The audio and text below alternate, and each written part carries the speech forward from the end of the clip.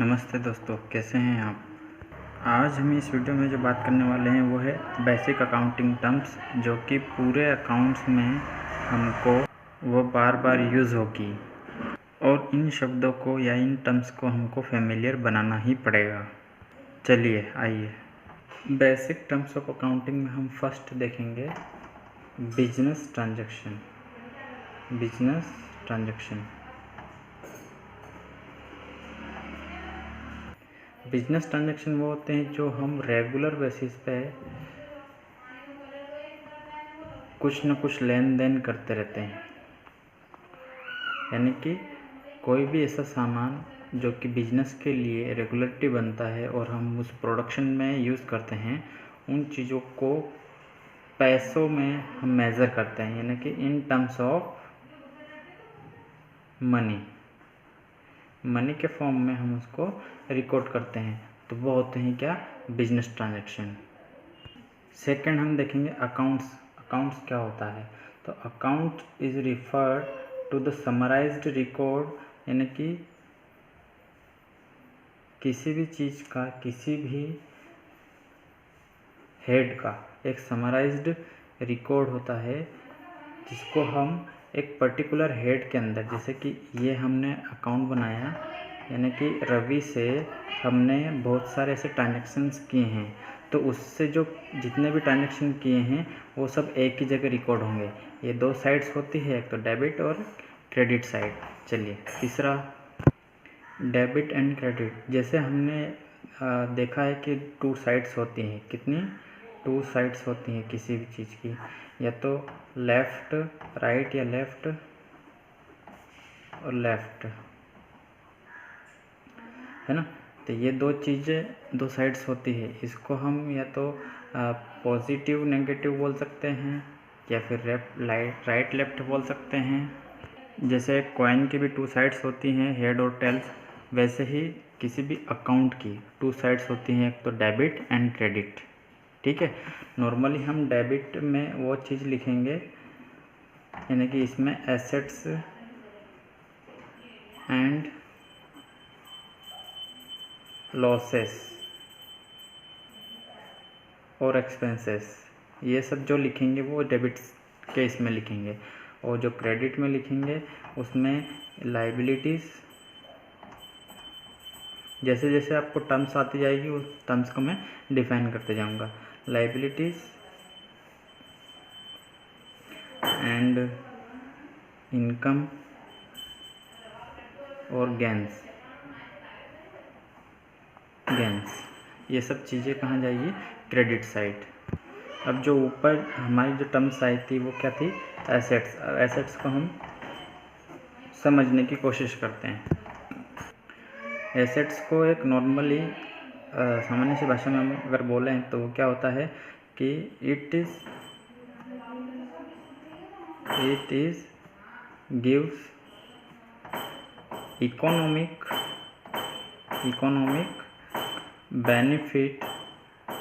Benefit in future, यानी कि जो हमें फ्यूचर में इकोनॉमिक बेनिफिट देती है वो सब क्या कहलाती है, एसेट्स।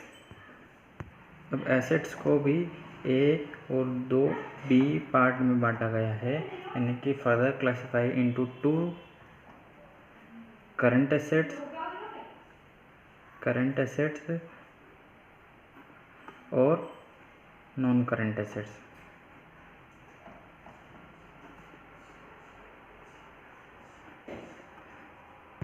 अब करंट एसेट्स वो होती है जो एक साल के अंदर अंदर, यानी कि एक अकाउंटिंग ईयर के अंदर अंदर मनी में कन्वर्ट हो जाती है ना। जैसे कि क्या हो गया, गुड्स हो गया, या फिर डेटर्स हो गए। डेटर्स वो होते हैं जिसको हम उधारी में माल बेचते हैं, तो वो एक साल के अंदर हमको पैसे दे देगा।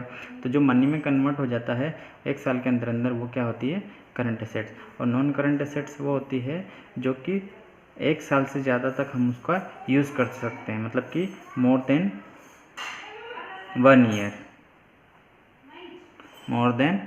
ईयर, और जिसमें हम नॉर्मली बिजनेस ऑपरेशन करते रहते हैं। तो जैसे कि इसका एग्जांपल अगर हम देखते हैं तो क्या है, बिल्डिंग, लैंड, मशीनरी, ये इसमें क्या आ जाएगा, गुड्स जिसको हम स्टॉक के रूप में लिखते हैं। ठीक है, अब ये हो गया non current assets. Non current assets को भी हमने फर्दर क्लासीफाई किया है, यानी कि इसको भी अगर ए और बी पार्ट में बांटा है, टेंजिबल एसेट्स और नॉन टेंजिबल एसेट्स। अब हम देखेंगे कि टेंजिबल एसेट्स क्या होता है। टेंजिबल एसेट्स वो होता है कि जिसको हम छू सकते हैं, देख सकते हैं, और जिसका फिजिकल एग्जिस्टेंस है ना, तो जिसका फिजिकल एग्जिस्टेंस है वो सब क्या है, टेंजिबल एसेट्स। और नॉन टेंजिबल एसेट्स वो हैं जिसको हम देख नहीं सकते, सिर्फ फील कर सकते हैं। यानी कि ऐसी चीज़ें तो क्या हो गई, लैंड, बिल्डिंग वगैरह हो गई। पर नॉन टेंजिबल एसेट्स है गुडविल हो गया, पेटेंट हो गया, ट्रेडमार्क हो गया, ये सब चीज़ें हैं नॉन टेंजिबल एसेट, जिनका हम यूज़ करते हैं, सिर्फ फील करते हैं। और सॉफ्टवेयर भी नॉन टेंजिबल एसेट्स के रूप में ही आते हैं। ठीक है, एसेट्स में हमने करंट एसेट्स देखी, करंट एसेट्स और non current assets. Non current assets के भी दो फर्दर कैटेगरी देखी हमने, टेंजिबल और नॉन टेंजिबल। अब हम देखेंगे कैपिटल। कैपिटल क्या होती है, जो amount invested by the owner, amount invested by the owner, यानी कि जो हम बिजनेस स्टार्ट करने में जितना भी पैसा या फिर अपने पास एसेट्स लगाते हैं, जैसे कि हमारे पास अगर बिल्डिंग भी है, अगर बिल्डिंग हम बिजनेस में यूज़ करना चाहते हैं तो वो भी क्या कहलाएगी, हमारी कैपिटल कहलाएगी, या तो कोई एसेट्स या फिर मनी के फॉर्म में। तो मनी भी हमारी क्या है, कैपिटल। ठीक है, एक ओनर अगर बिजनेस में पैसा लगाता है तो वो क्या कहलाएगी, कैपिटल। अगला हम देखेंगे ड्राइंग। ड्राइंग क्या कहलाता है, जब वही ओनर क्या करता है, उस बिजनेस में से पैसे, यानी कि उसकी जो कैपिटल है वो विड्रॉ करता है, तो वो क्या कहलाता है, ड्राइंग। यानी कि उस बिजनेस में से मनी और गुड्स जो भी क्या करता है, विड्रॉ करता है। विड्रॉ का मतलब निकालना, तो क्या कहलाता है, ड्राइंग कहलाता है। आगे बात समझ में। अब वो विड्रॉ भी दो तरीके से करता है, एक तो कैपिटल विड्रॉ होती है, कैपिटल विथड्रॉ होती है, और एक प्रॉफिट विड्रॉ होता है, यानी कि प्रॉफिट को भी वो अपने पर्सनल यूज़ में काम करता है ना। तो ध्यान रखना, किसी भी चीज़ को अगर वो पर्सनली हमारे घर के लिए काम कर रहा है तो वो क्या कहलाएगी, ड्राइंग। बिजनेस और ओनर दोनों अलग अलग उनकी स्थिति रहती है, ध्यान रखना। अगला हम देखेंगे लाइबिलिटी। अब ये कौन सी चिड़िया का नाम है, लाइबिलिटीज़ वो होती है जो हमारा उत्तरदायित्व बनता है किसी और के प्रति, यानी कि ऑब्लिगेशन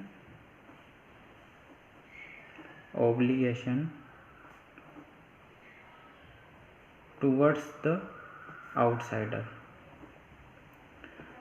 हमेशा अकाउंट पढ़ते टाइम अपने आप को एक बिजनेसमैन समझना होगा, है ना। जैसे कि हमारे बिजनेस में किसी से भी हमने अगर लोन लिया है, क्या लिया है, लोन लिया है, या फिर किसी सप्लायर से हमने उधारी में माल लिया है, तो वो क्या हो गया, सप्लायर से या फिर लोन लिया है, तो इनको हमको रिटर्न तो करना ही पड़ेगा, रिटर्न किसी भी हालत में करना ही पड़ेगा, है ना। और ये कब करना पड़ेगा, इन फ्यूचर। तो जो हमको पेबल है, यानी कि देना है, उन सबको हम क्या कहेंगे, लाइबिलिटीज़। ठीक है, अब ये भी दो कैटेगरी में बांटा गया है इसी को भी। फर्स्ट है करंट लाइबिलिटी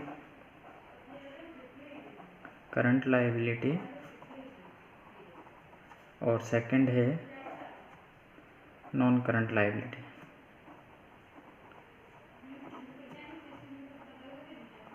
ठीक है, अब जिस चीज़ को हम 1 साल के अंदर पेमेंट कर देते हैं, विदिन 1 ईयर, 1 साल के अंदर अंदर अगर हम उसको पेमेंट कर देते हैं, यानी कि पेबल हो जाती है वो, तो उसको हम क्या कर देते हैं, क्या बोलते हैं, करंट लायबिलिटी। जैसे क्रेडिटर हो गया, क्रेडिटर का मीनिंग भी हम आगे समझेंगे। अब नॉन करंट लायबिलिटी वो होती है जिसका ऑब्लिगेशन और डेट्स का पेमेंट हम 1 साल के बाद करते हैं, यानी कि लॉन्ग टर्म पेबल रहती है ये, लॉन्ग टर्म पेबल, जिसको हम आफ्टर 1 ईयर पेमेंट करते हैं, उसको हम क्या बोलते हैं, non current liability.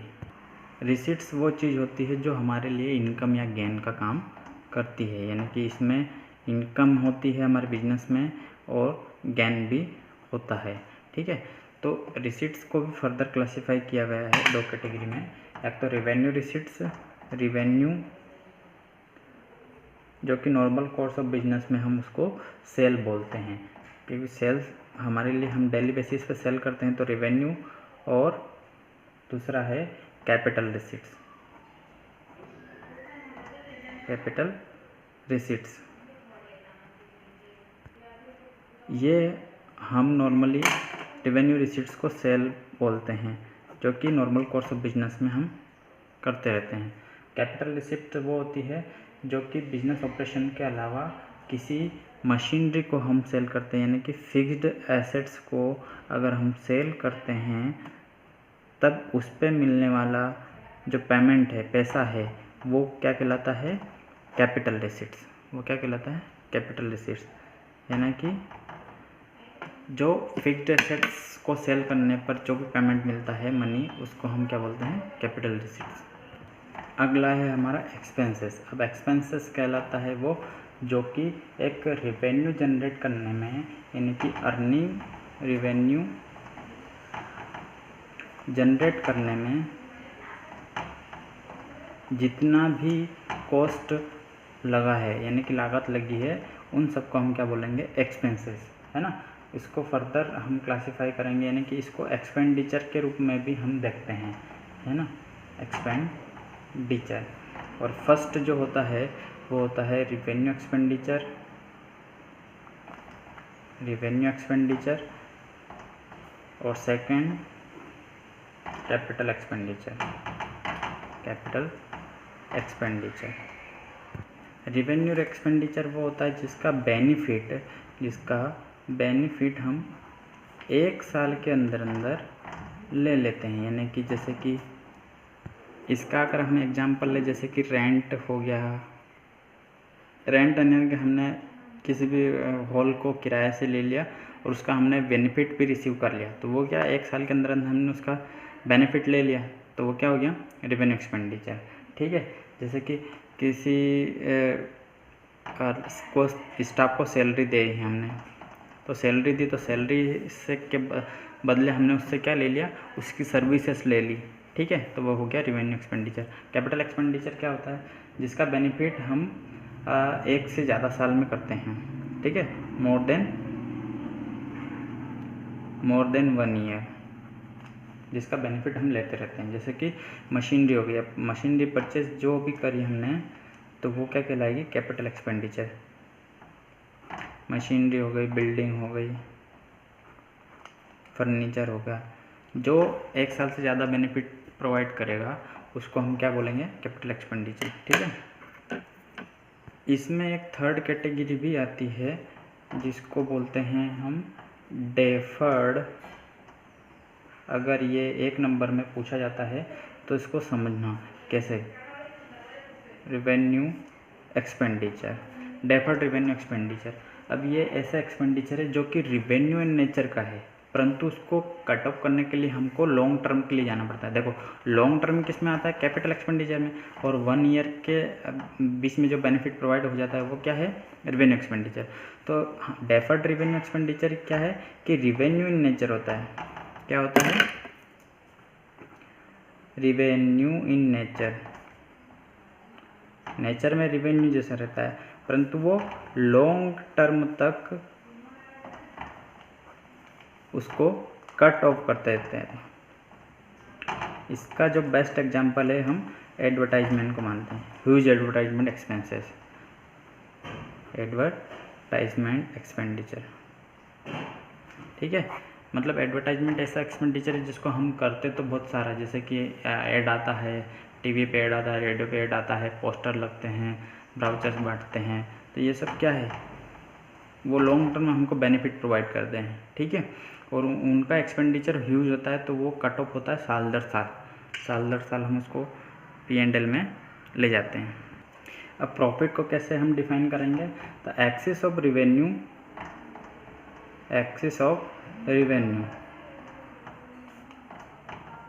Over it's related expenditure, है ना।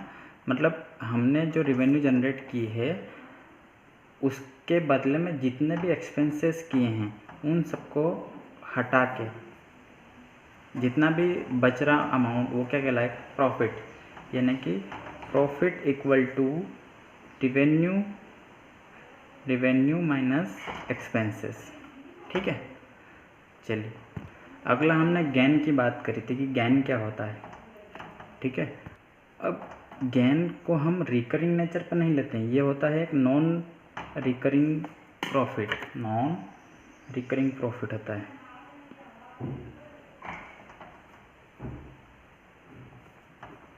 जो कि इंसिडेंटल केस में आता है, जैसे कि हमने अगर मान लो हम एसेट्स तो रोज़ बेच नहीं रहे, है ना, नॉर्मल कोर्स ऑफ बिजनेस हमारा एसेट बेचना तो है ही नहीं, तो हम उस अगर एसेट्स को बेचते हैं यानी कि फिक्स्ड एसेट्स को हम अगर बेचते हैं और उस पर होने वाला जो प्रॉफिट है उसको हम क्या कहते हैं, गेन। ठीक है, या फिर उस एसेट्स की और देखते हैं कि या फिर उस एसेट्स की वैल्यू क्या हो गई है, इंक्रीज़ हो गई है, वैल्यू क्या हो गई है, बढ़ गई है। तो मान लो वो पहले 50,000 की थी और वो लैंड, मतलब लैंड की बात करते हैं हम, तो उस लैंड 50,000 की थी, अब उसकी जो आज की डेट में उसकी वैल्यू हो गई, वो हो गई 75,000। तो ये जो वैल्यू बढ़ गई है उसको हम क्या बोलेंगे, जितनी भी बढ़ी उसको गेन कहेंगे। अब हम बात करते हैं लॉसेस की, जो कि अपोजिट रहता है प्रॉफिट के, यानी कि इसका हम देखते हैं कि axis of expenses over it's related revenue, यानी कि जो चीज़ हम लॉस में काउंट करेंगे वो है एक्सपेंसेस ज़्यादा होने पर हमारी जो रिवेन्यू दब जाती है उसको बोलते हैं हम क्या, लॉसेस। ठीक है, और ये हम कहाँ पे करते हैं, एक अकाउंटिंग पीरियड में। ऊपर हमने बात की थी एक और टर्म की, यानी कि गुड्स की। अब गुड्स क्या होता है, गुड्स एक प्रोडक्ट होता है और आइटम्स होते हैं, प्रोडक्ट्स या आइटम्स, जो कि एक बिजनेस क्या करता है, नॉर्मल कोर्स ऑफ बिजनेस में उसको डील करता है। ठीक है, बिजनेस क्या करता है, डील करता है, उसके रिकरिंग नेचर का एक सामान्य सी एक्टिविटी है वो, यानी कि जो सेल करना चाहता है वो मैन्युफैक्चर करके, तो वो क्या कहलाएगा, गुड्स कहलाएगा। अब इसमें ध्यान रखने वाली बात यह है कि अगर हम कोई भी, जैसे कि पेन अगर हम मैन्युफैक्चर कर रहे हैं तो इसमें जो मशीनरी लगने वाली वो कहलाएगी एसेट्स, पर इसमें जो रॉ मटेरियल लगने वाला है वो सब क्या कहलाएगा, गुड्स। अब वो जो मशीन हमने ली है वो एसेट्स कहलाएगी, और इसमें जितना भी यूज़ हो रहा है, जितना भी रॉ मटेरियल यूज़ हो रहा है, कैप हो रहा है, इसमें रिफ़िल हो रही है, इंक हो रही है, और ये जो पॉइंट हो रहा है, नीब हो रहा है, तो ये सब क्या कहलाएगा, गुड्स कहलाएगा। गुड्स को हम फर्दर रीसेल करने के लिए बनाते हैं, यानी कि हम इसको खरीदते बेचते हैं। अब हम अगर ट्रक की भी बात करें, है ना, ट्रक की भी बात करते हैं, तो एक ट्रक डीलर के लिए ट्रक क्या होता है, गुड्स होता है, परंतु एक जो नॉर्मल सामान्य से बिजनेस वाले के लिए अगर ट्रक वो ट्रांसपोर्टेशन के लिए यूज़ करता है तो वो उसके लिए क्या है, एसेट्स। ठीक है, जैसे कि एक बिल्डर हो गया जो कि बिल्डिंग ब्रोकर हो गया जो कि बिल्डिंग को बेचता है या फिर लैंड को बेचता खरीदता है, तो वो उसके लिए लैंड क्या हो गई, गुड्स हो गई। ठीक है, और अपने लिए यानी कि एक जो पेन बनाने वाली फैक्ट्री उसके लिए बिल्डिंग क्या है, एसेट्स। इसको हम सामान्य सी भाषा में बात करते हैं कि जो उस काम में इंगेज हैं, है ना, यानी कि जो वो मैन्युफैक्चरिंग कर रहा है वो सब उसके लिए क्या है, गुड्स। अगले जो हम बात करने वाले हैं वो है परचेसेस। ऊपर जो बात करी हमने गुड्स की, है ना, तो जो गुड्स हम क्रेडिट पे यानी कि उधारी पे, क्या है ये, उधारी पे खरीदते हैं कि बाय करते हैं, उसको हम किस टर्म में लिखेंगे, परचेस पे। यानी कि गुड्स को ही अगर हम उधारी पे खरीदते हैं तो उस टर्म को क्या लिखेंगे हम, परचेस। ठीक है, कभी भी एसेट्स को हम परचेस में नहीं काउंट करते हैं, ध्यान रखना, गुड्स को ही परचेस में काउंट करते हैं। ठीक है, अगला हम बात करेंगे परचेस रिटर्न। परचेस रिटर्न वो होता है जो कि हमने उधारी पे माल जो ख़रीदा था उसमें से कुछ चीज़ें या तो डिफेक्टिव हो गई, क्या हो गई, डिफेक्टिव, या फिर एक्सेस अमाउंट में हमारे पास आ गई। तो जो एक्सेस अमाउंट में आ गई तो उसको हम क्या करेंगे, रिटर्न करेंगे। किसको, वापस उस सप्लायर को। तो उसको हम किस में रिकॉर्ड करेंगे, परचेस रिटर्न बुक में, जो कि हम उस अकाउंटिंग प्रोसेस में पढ़ चुके हैं। इसी का ऐसे जैसे हमने परचेस किया क्रेडिट पे, वैसे ही हम क्रेडिट पे क्या करते हैं, बेचते हैं। तो उस टर्म को हम बोलते हैं सेल्स। यानी कि जो चीज़ हम उधारी में बेचेंगे, क्रेडिट सेल, तो उस टाइम या तो कैश सेल्स होगी या फिर क्रेडिट सेल होगी। तो उन चीज़ों को हम क्या बोलेंगे, एक अकाउंटिंग टर्म में सेल्स कहेंगे। ठीक है, और वैसे ही एक और टर्म होती है इसी के जैसी, जो कि क्या कहलाती है, सेल्स रिटर्न। ये क्या है, जो हमारे द्वारा डिफेक्टिव गुड्स दूसरे को दिए गए हैं उसने हमको क्या कर दिए, रिटर्न कर दिए। किसी भी कस्टमर ने हमको अगर रिटर्न कर दिए तो वो किस अकाउंटिंग टर्म में आएगा, सेल्स रिटर्न, जो कि हम अकाउंटिंग प्रोसेस में देखा था, सेल्स रिटर्न बुक। अब जिसको हम उधारी में सेल करते हैं उनको एक अनदर टर्म में, अकाउंटिंग टर्म में बात करते हैं हम, वो होती है डेटर्स। ये क्या होता है कि जिसको हम क्रेडिट पे सेल करते हैं या फिर इनसे सर्विसेज लेते हैं, सर्विसेज देते हैं इनको। ठीक है, और इनका जो पेमेंट है वो अभी तक हमें मिला है, तो उस केस में हम उनको डेटर्स लिखेंगे। ठीक है, क्या लिखेंगे, डेटर्स। अब इसी का अपोजिट क्या होता है, क्रेडिटर्स। यानी कि यहाँ पे तो हमने सेल किया था, तो इस टाइम इस टर्म में हम क्या करेंगे, जिससे हमने क्रेडिट पे लिया है, यानी कि क्रेडिट परचेस किया, ठीक है, और उनको पेमेंट अभी तक दिया नहीं है, तो वो क्या कहलाएगा, क्रेडिटर्स। इसको हमने क्या देखा था, करंट लायबिलिटी, और इसको क्या देखा था हमने, करंट एसेट्स। एक चीज़ और होती है जो कि क्रेडिट के हिसाब से ही रहती है, वो होती है बिल्स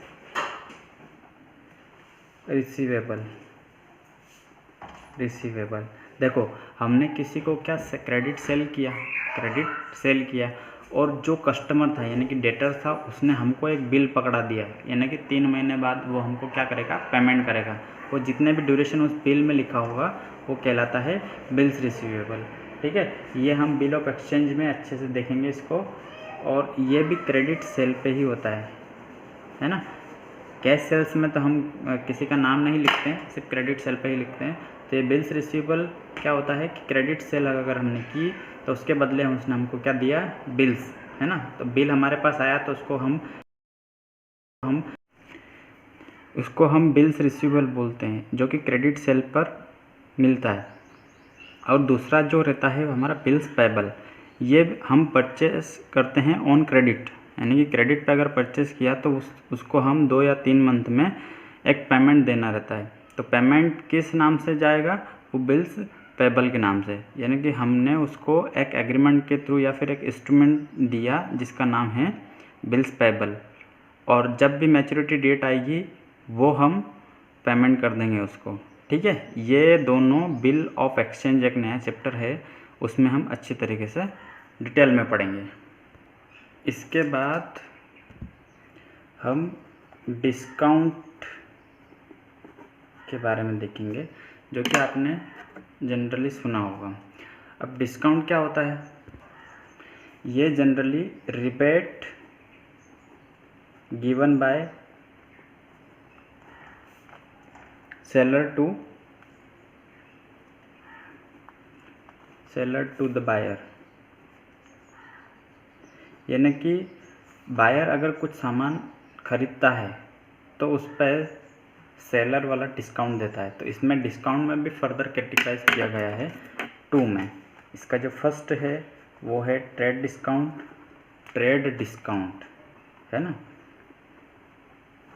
अब ट्रेड डिस्काउंट क्या होता है, जब आप बल्क में कोई चीज़ परचेस करते हो, यानी कि भारी मात्रा में अगर आप कोई चीज़ परचेस करते हो तो ये क्वांटिटी डिस्काउंट मिलता है।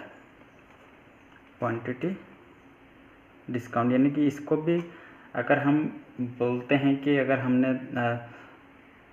कोई चीज़, यानी कि ये पेन 10 रुपये का है और अगर हमने 100 पेन खरीदे हैं तो ये 8 रुपये में मिल रहा है हमको, तो जो मिलने वाला इस पर डिस्काउंट है वो क्या कहलाएगा, ट्रेड डिस्काउंट। तो इसकी हमेशा याद रखना, इसकी एंट्री नहीं होती है ना, इसकी एंट्री नहीं होती है हमेशा, सिर्फ अमाउंट डिडक्ट करके जो भी अमाउंट आएगा वो सिर्फ हम डिडक्ट करेंगे, माइनस करेंगे और लिखेंगे, बाकी इसकी एंट्री नहीं होती, ध्यान रखना हमेशा। और इसका सेकंड पॉइंट है वो है कैश डिस्काउंट। क्या है, कैश डिस्काउंट, यानी कि कैश डिस्काउंट क्या होता है, कैश डिस्काउंट जब भी किसी से हमको पेमेंट लेना रहता है ना, यानी कि पेमेंट रिसीव करना पड़ता है, तो वो हमें ड्यू डेट से पहले चुका देता है, तो कुछ अमाउंट हम उसको छोड़ देते हैं। यानी कि अगर एक्स ने वाई को सेल किया, क्या किया, सेल कितने का, 50,000 का, 5,000 का मान लो, और 5,000 वो भाई ने बोला कि मैं आपको 3 मंथ के ड्यूरेशन में, यानी कि 3 मंथ बाद आपको पैसे दूंगा, परंतु एक्स ने उसको अगर बोला कि आप मुझे 2 महीने बाद देना, उसमें मैं थोड़ी सी छूट दे दूँगा, यानी कि रिबेट दे दूँगा, तो वो जो ले रहा है यानी 4,500, तो 500 का जो हुआ है, 500 का जो उसको लॉस हुआ है वो क्या है, कैश डिस्काउंट। क्या है, कैश डिस्काउंट। अब ये इसकी एंट्री हम अकाउंट में करते हैं, है ना, इसकी एंट्री होती है, ट्रेड डिस्काउंट की नहीं होती है। आगे बात समझ में। अब हम अगली टर्म की बात करेंगे, स्टॉक। स्टॉक क्या होता है, जो हमारे पास अवेलेबल है एट अ टाइम, है ना, यानी कि गुड्स हमारे पास बचे हुए हैं, इनको बोलते हैं अनफिनिश्ड गुड्स। अनफिनिश्ड गुड्स या फिर फिनिश्ड गुड्स, जो भी हो, वो क्या है, अनसोल्ड। तो उसको हम क्या बोलेंगे, स्टॉक। मतलब हमारे पास आज की तारीख में कितने आइटम पड़े हैं, कितने प्रोडक्ट पड़े हैं जो कि सेल नहीं हुए हैं ना, तो अनसोल्ड प्रोडक्ट हमारे पास पड़े हैं, उसको बोलते हैं हम स्टॉक।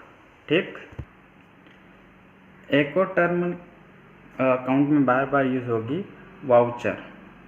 अब ये वाउचर क्या होता है, जब भी आप कुछ भी सामान खरीदने जाते हो, आपको एक दुकानदार क्या पकड़ाता है? बिल पकड़ाता है। अब उस बिल को आप अकाउंटिंग टर्म में वाउचर के नाम से जानते हो। ये एक एविडेंस का काम करता है। क्या? एविडेंस का काम करता है, क्योंकि आपने जो भी कुछ माल खरीदा या बेचा है तो वो वाउचर अगर आप अकाउंटिंग टर्म में, क्योंकि उसने बोला था कि डिटेल में अकाउंटिंग एक सिस्टमेटिक मैनर होता है और डिटेलिंग उसमें पूरी लिखी जाती है, तो वाउचर एक एविडेंस का काम करता है। ठीक है, अगला हम देखेंगे अकाउंटिंग पीरियड, या फिर बोलेंगे फाइनेंशियल ईयर।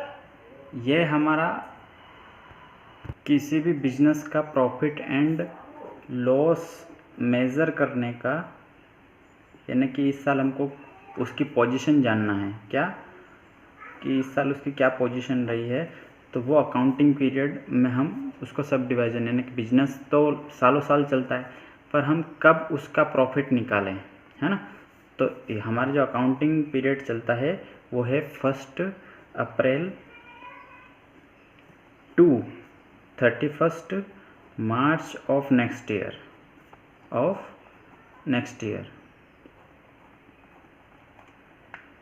यानी कि हमारा अकाउंटिंग स्टार्ट कब होता है? 1 अप्रैल टू 31 मार्च, है ना। इतना ड्यूरेशन रहता है इसका, एक साल का। ये हो गया अकाउंटिंग पीरियड। आपको कैलेंडर अगर पीरियड पूछना है तो कैलेंडर 1 जनवरी टू दिसंबर, ये तो एक साल का, जो कि जानते हो आप। अब सबसे इम्पोर्टेंट पार्ट जो कि आपको हर एक चैप्टर में आएगा है जीएसटी। जीएसटी क्या होता है? जीएसटी जीएसटी का full form goods and service tax, जो कि कब लॉन्च हुआ था, यानी कि कब ये इफेक्ट में आया था? 1 जुलाई 2017 में। अब ये क्यों लागू किया गया था? क्योंकि बहुत सारे इतने सारे टैक्स थे, जैसे ऑक्ट्रॉय हो गया, service tax, sales tax, value added tax, VAT जिसको बोलते हैं हम, तो ये सारे बहुत सारे टैक्स देने होते थे। तो उनको सबको रिप्लेस करके एक सिंगल टैक्स बनाया गया, जिसका नाम goods and service tax, GST.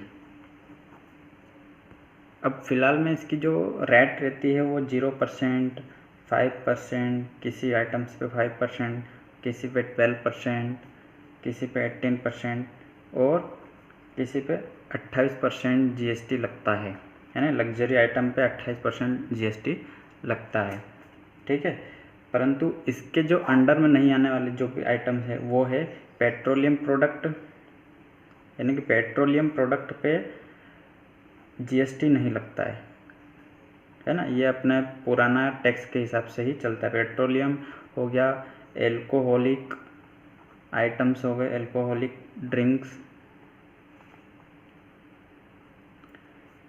और इलेक्ट्रिसिटी, इन चीज़ों पे जीएसटी नहीं लगता है।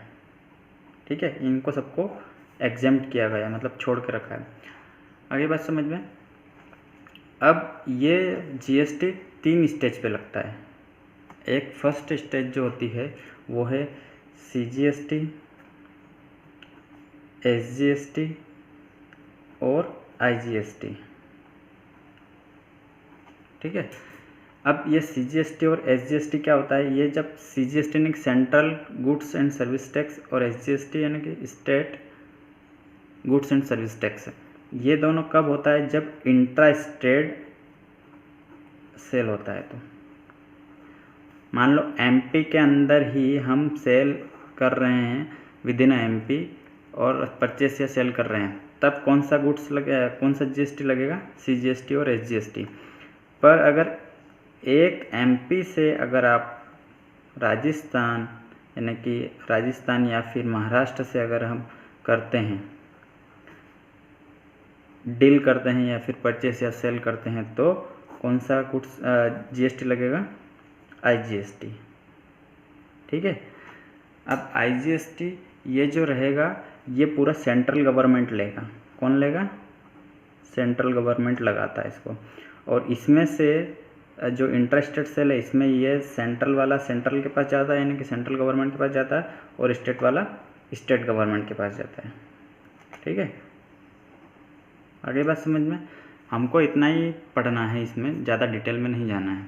सिर्फ ये ध्यान रखना है कि इंटरस्टेट सेल होती है, ये होता है इंटरस्टेट सेल, यानी कि दो स्टेट के बीच में सेल या परचेस। तो उस टाइम पे कौन सा लगेगा? IGST। और इंट्रा स्टेट सेल यानी कि विद इन स्टेट, यानी कि MP का MP या फिर महाराष्ट्र में या फिर राजस्थान के राजस्थान में ही अगर वो सेल परचेस करता है तब 2 टैक्स लगेंगे, और ये सेम रेट के रहेंगे, है ना। जैसे 6% है तो 6% इसमें, 6% इसमें, और ये है तो 12% इसी केस में ही IGST में ही जाएगा। ठीक है, GST भी हमारे लिए क्या है? एक्सपेंस ही है। क्या है? एक्सपेंसेस ही है। तो ये थे हमारे सब बेसिक अकाउंटिंग टर्म्स जो कि बार बार यूज़ होंगे, बार बार हमको इनसे फैमिलियर होना पड़ेगा। तो इसलिए हमने इन सबको पहले जाना कि ये होता क्या है आखिर। ठीक है, और अगर आपको समझ में नहीं आया है तो आप कमेंट बॉक्स में टॉपिक का नाम लिख के बोल सकते हैं। अगले वीडियो में हम अकाउंटिंग कौन सी थ्योरी के बेसिस पे चलती है, यानी कि उसके फंडामेंटल अकाउंटिंग एजम्पशंस देखेंगे, उसके प्रिंसिपल्स देखेंगे, उसके गोल्डन रूल्स देखेंगे। ये सब हम अगले वीडियो में देखेंगे। तो आप अपडेट कीजिएगा, सब्सक्राइब कीजिएगा और बेल आइकन पर दबाइएगा ताकि आपको नोटिफिकेशन मिल सके नेक्स्ट वीडियो का। ठीक है, थैंक यू दोस्तों। Stay home, stay safe.